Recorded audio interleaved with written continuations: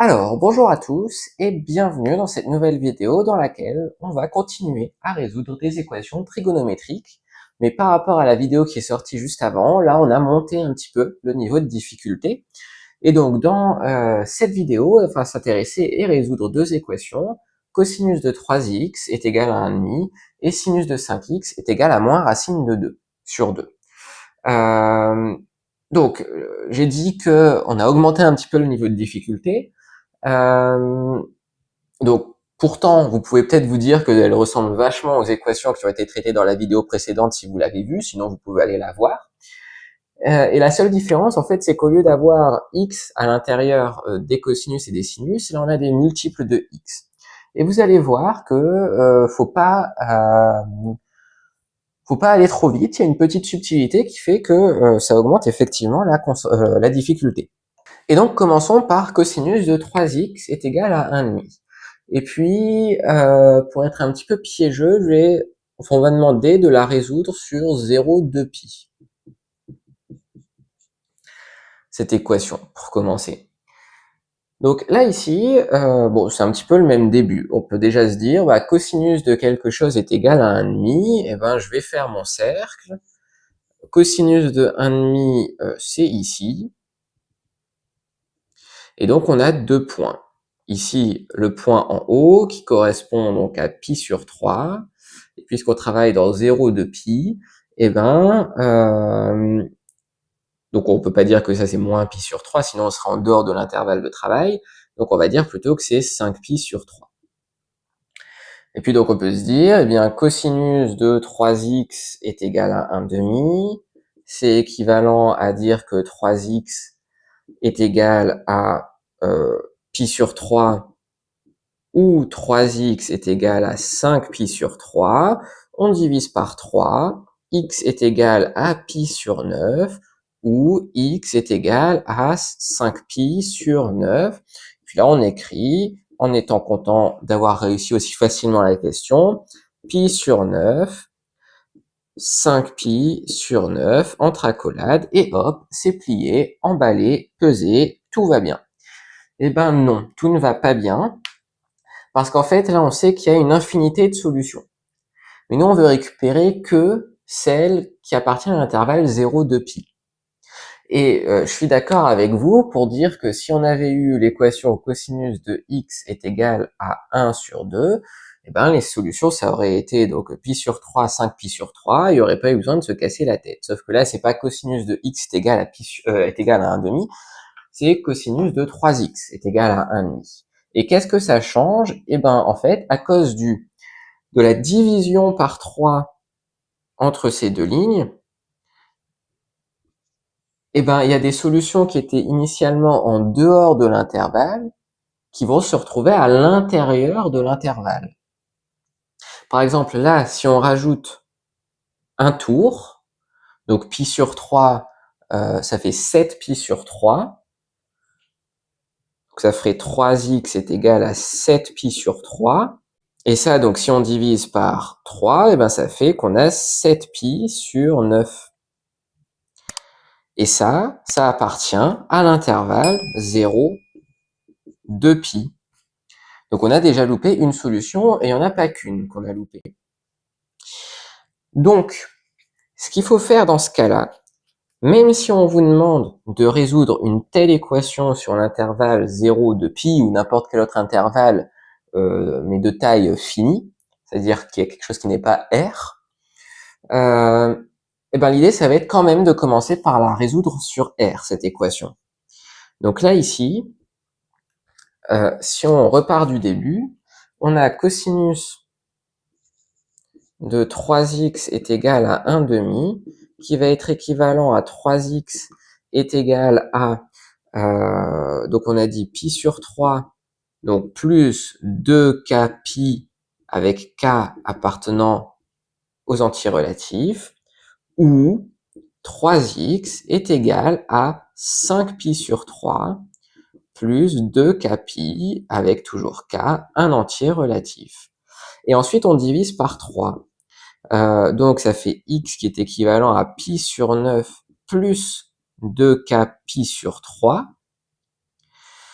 avec k toujours un entier relatif, où x est égal à 5pi sur 9 plus 2kpi sur 3 avec k un entier relatif. Et donc en fait, ce qui fait qu'on va récupérer plus que deux solutions, c'est que là, comme on divise par 3, en fait, on divise aussi le 2kpi par 3. Donc, pour pour retrouver des solutions à partir d'une solution connue, il va pas falloir ajouter un tour complet, il va seulement falloir ajouter des tiers de tours. Et ce qui fait que d'habitude, quand on rajoute un tour complet, on sort directement de cet intervalle-là. Mais là, en rajoutant des tiers de tours, on va peut-être rester à l'intérieur de l'intervalle pendant quelques temps. Et donc, maintenant ici, une fois qu'on a trouvé toutes les solutions, donc l'ensemble des solutions sur R, l'idée, ça va être de prendre toutes celles qui appartiennent à l'intervalle de travail. Donc là, il va y avoir déjà donc pi sur 9, et puis on va rajouter 2pi sur 3. Donc là, ici, pour faciliter les calculs, disons, on n'a qu'à tout mettre sur le même dénominateur directement. Donc ça fait 6pi sur 9 en multipliant par 3 en haut et en bas, et pareil. Donc là, si on rajoute un tour, on arrive à 7pi sur 9. Enfin, si on rajoute un tiers de tour, pardon. Donc 7pi sur 9, ça appartient à l'intervalle. On en rajoute encore un. On arrive à 13pi sur 9, je vais y arriver. On est encore comme il faut. On en rajoute encore un. On arrive à 19pi sur 9. Donc ça, 19pi sur 9, c'est plus grand que 2pi, parce que 2pi, c'est 18pi sur 9. Donc 19pi sur 9, on est en dehors. Et là, si on retire un tiers de tour, là, on arrive à moins 5pi sur 9, on est du côté des négatifs, donc ça va pas, on n'est pas dans l'intervalle. On fait la même chose avec 5pi sur 9. Donc, on a déjà 5pi sur 9 plus rien du tout. On rajoute un tour, donc ça fait 11pi sur 9. On est dans le bon intervalle. On en rajoute encore un, on arrive à 17pi sur 9. Tout va bien. Et on en rajoute encore un, on arrive à 23pi sur 9. On est en dehors. Si on retire des tours, on arrive à moins pi sur 9. On est en dehors. Donc, on a récupéré toutes nos solutions. Et il y en a 6 et pas 2. Maintenant, on va faire la même chose pour sinus. Enfin, pour la deuxième équation. Sauf que là, disons, je vais remplacer le 5 par un 2. Ça fera un peu moins de solutions. En fait, là, comme il y a un 3 à l'intérieur, il y a 3 fois plus de solutions que s'il y avait juste un x comme argument. Donc là, si on avait 5x, il y aurait 5 fois plus de solutions, donc il y en aurait 10 à aller chercher. C'est un peu laborieux, donc on va juste considérer sinus de 2x est égal à moins racine de 2 sur 2. Première étape, le cercle. Moins racine de 2 sur 2, c'est là, un peu plus bas. Là, c'est plutôt un demi, donc moins racine de 2 sur 2, c'est là. Et les histoires de racine de 2 sur 2, c'est toujours des histoires de pi sur 4 en angle. Donc là, ici, on sait que sinus de 2x est égal à moins racine de 2 sur 2. Eh bien, ça va être équivalent à 2x est égal donc à 5pi sur 4 plus 2kpi, ou 2x est égal à 7pi sur 4 plus 2kpi, avec k un entier relatif. On divise par 2, on récupère que x est égal à 5pi sur 8 plus kpi, avec k toujours dans z, ou x est égal à 7pi sur 8 plus kpi, avec k un entier relatif. Et donc, pareil, on va chercher toutes les solutions qui appartiennent à l'intervalle 0 de pi. Donc, on a 5pi sur 8. On rajoute un demi-tour, donc ce qui revient à rajouter 8pi sur 8. On arrive à 13pi sur 8, on est toujours dans le bon intervalle. On en rajoute encore un. On sort de l'intervalle parce qu'on arrive à 21pi sur 8. Et 2pi, c'est 16pi sur 8. Donc à 21pi sur 8, on est en dehors. Si on retire des tours, ou des demi-tours, on arrive directement à moins 3pi sur 8, on est en dehors de l'intervalle. Donc on peut passer à la deuxième partie, 7pi sur 8, ça tout va bien, on est dans le bon intervalle. on rajoute un demi-tour, on arrive à 15 pi sur 8. Et après, si on rajoute un tour, on arrive à 22. Non, à 23 pi sur 8. Décidément, aujourd'hui, j'ai du mal. Et puis, donc, c'est tout. Et puis, si on retire des demi-tours, eh ben, on arrive directement du côté des négatifs. Donc, ça ne va pas. Donc, voilà. Donc, d'abord, chercher toutes les solutions. Donc, résoudre l'équation dans R. Et puis ensuite, aller prendre les solutions dans l'intervalle d'étude. Donc, généralement, ce genre d'équation va vous demander de les résoudre surtout dans R.